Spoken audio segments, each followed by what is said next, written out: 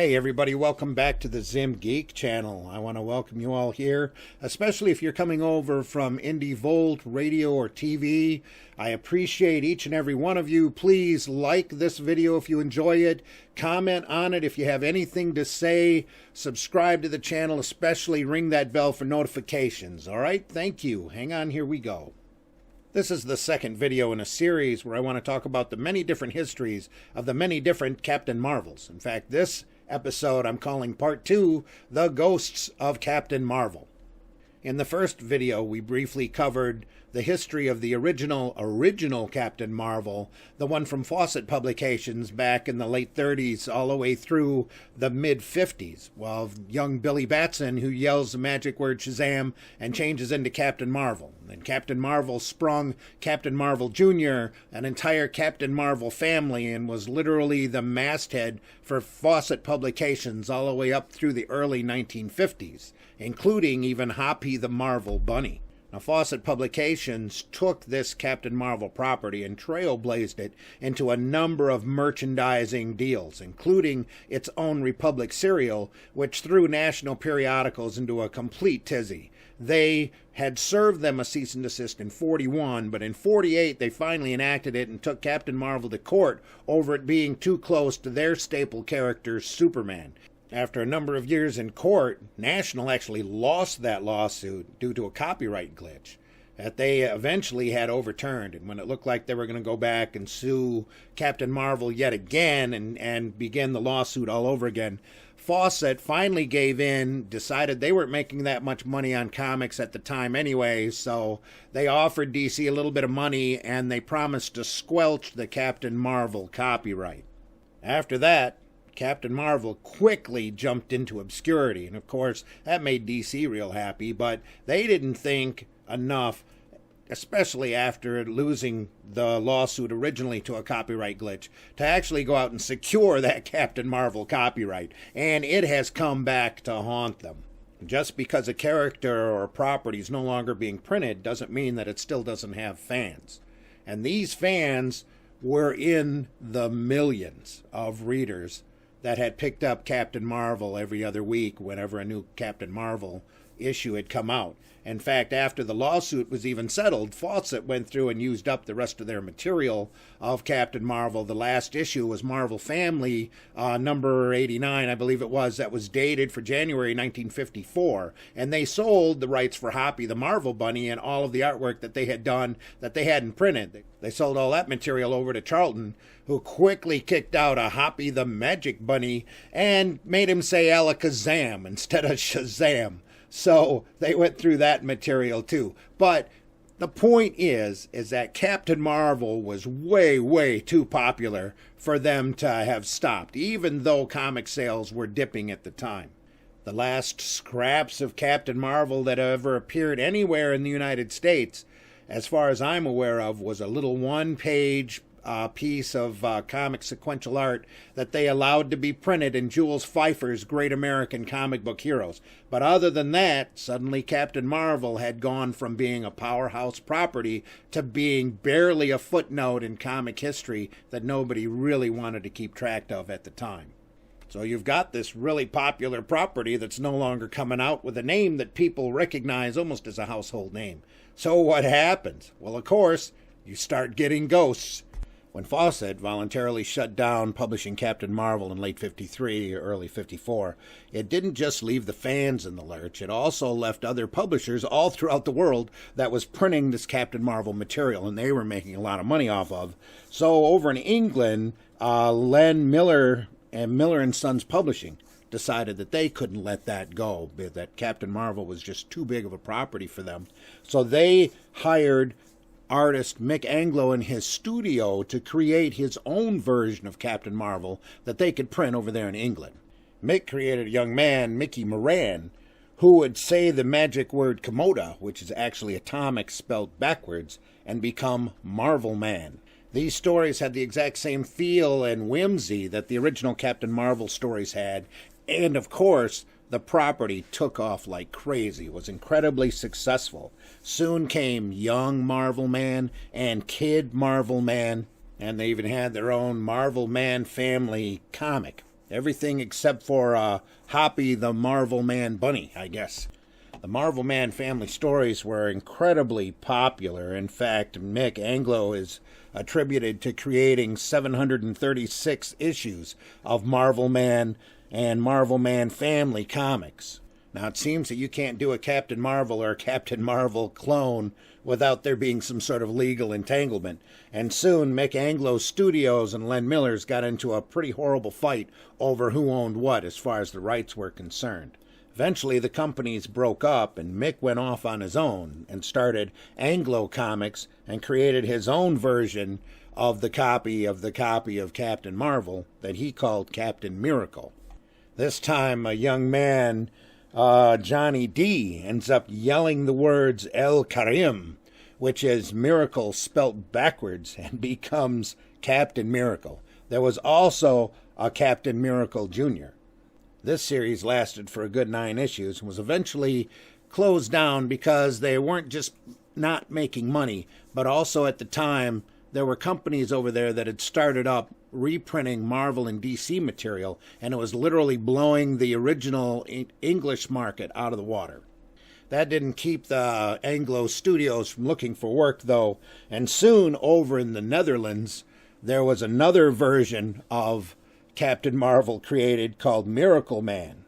This time it was John Chapman who spoke magic sundial and yelled sundial and turned into a Captain Marvel type character. That was pretty popular over in the Netherlands for quite a few years, from 65 to 68. Meanwhile, over here in the States, the idea of Captain Marvel and the name Captain Marvel was far from out of the hearts of the fans that used to read the comics when they were younger. Like I mentioned before, Jules Pfeiffer actually got a rare permission to print a page of Captain Marvel comic in his Great Comic Book Heroes book that was printed back in '65. It should also be quickly noted here that the TV show Gomer Pyle USMC, the lead character of that show, whenever he was surprised, would exclaim Shazam.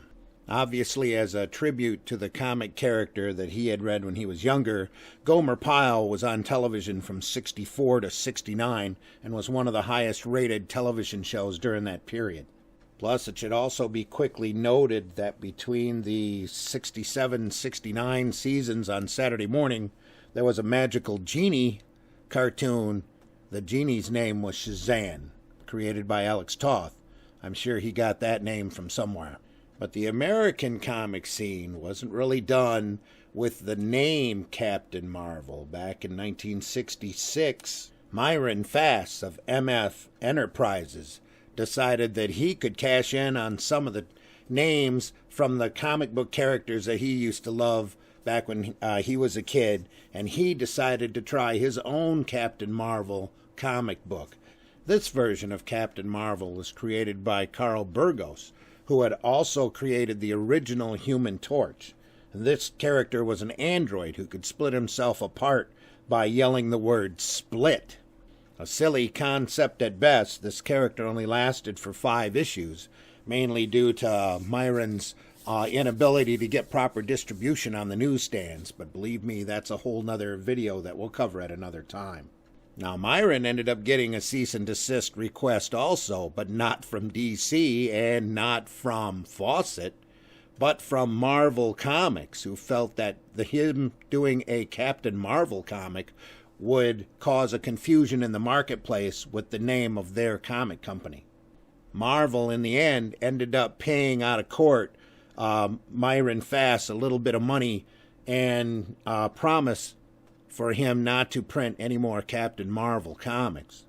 Myron, on the other hand, took MF Enterprises and turned it into Eerie Publications. He decided to get around having his comic books distributed by doing full comic magazines, just like Jim Warren had been doing with Eerie and Creepy. And Eerie Publications ended up printing horror tales, Tales from the Tomb, terror tales, weird, witches' tales, those kinds of comics. Done in magazine form, though, and circulated throughout the newsstand. Eerie Publications continued in one form or another all the way from 1966 all the way through 1981.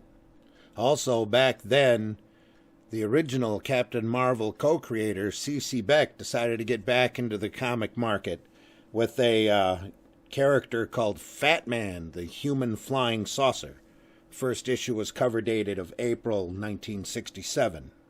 C.C. Beck, with the help of co-writer from his old Captain Marvel days, Otto Binder, created Fat Man the Human Flying Saucer for Lightning Comics. And even though it only lasted 3 issues, it's pretty notable, especially when you look at Fat Man's outfit. It's exactly the same as Captain Marvel's, only instead of the red, he had green. In these stories, a young, overweight, blonde guy named Van Crawford dressed up as a superhero amazingly in Captain Marvel's old outfit, and can change himself in times of trouble into a human flying saucer where he could shoot beams out of his eyes. And sure, it sounds like another silly concept, but the stories in that book, in that title, were just as whimsical and crazy as the Captain Marvel stories were back in the 50s. Unfortunately, the tastes of the comic readership had shifted and moved on since then. Even though Fat Man was very short-lived, C.C. Beck wasn't done with comics at all. In fact, he came back a few years later when DC resurrected Captain Marvel yet again.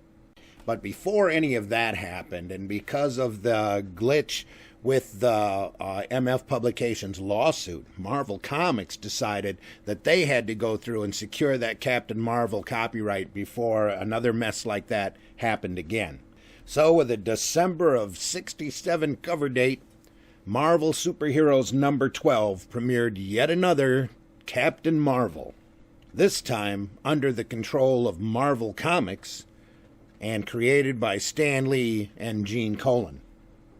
This time, Captain Marvel was an actual captain, only in the Kree Space Army, who was sent to Earth to spy on humans. So he decided to start defending humans, broke away from the Kree, and became a superhero. Not long after Captain Marvel started up, Roy Thomas came in as a writer, and he was a big-time comic fan from way back, so he had the Kree Supreme Intelligence banish Captain Marvel into the negative zone, only to be able to be released whenever young man Rick Jones clashed together a set of magic negabands, and then they switched physical forms. So he ended up bringing in that little youth element, very reminiscent to the original Big Red Cheese and Billy Batson. Also a quick redesign on that costume to streamline a little bit, make it blue and red, probably due to Gil Kane, who had designed the Atom and Green Lantern for the Silver Age of DC. This version of Captain Marvel kind of stumbled along in the sales, pretty much in the bottom basement of the Marvel run. Then Jim Starlin came on and added a really hardcore cosmic element to it, which didn't really boost the sales a lot. It did some, but it really embedded into the hearts and minds of the young readers. Personally, the main thing that I remember about the more cosmic period Jim Starlin's run on Captain Marvel is that the comics were so difficult, so hard to find. Whether they were selling out or Marvel wasn't printing enough, I'm not sure. But the character, according to Marvel, never really caught on a lot. In fact, eventually, once Marvel introduced a new line of graphic novels that they were doing, Captain Marvel was the first one that they did a novel on, which Jim Starlin did, and covered the death of this version of Captain Marvel. That book was released back in 1982, which puts us a little ahead of our timeline right now. I need to cut it off here. That was part 2 of the series of the many different histories of Captain Marvel. In our next part, we'll get more into the many different Marvel versions. We'll see the return of that wonderful Marvel Miracle Man, the resurrection of the original Captain Marvel, and so much more. We're going to pick up with the history of the Captain Marvels in episode 15. Hope you enjoyed your stay. Hope you come back for more. Every odd video is about comics history, or geekdom. Every even video, I love to do cartoon instructions, and we're going to start doing cartoon characters here. So I hope you stick around for those as well. If you enjoyed this video, please hit the like button, please subscribe, hit the bell for notifications, comment below if you have anything to talk about, anything more to add. I welcome an open discussion. So until next time, take care, and thanks a lot for being here.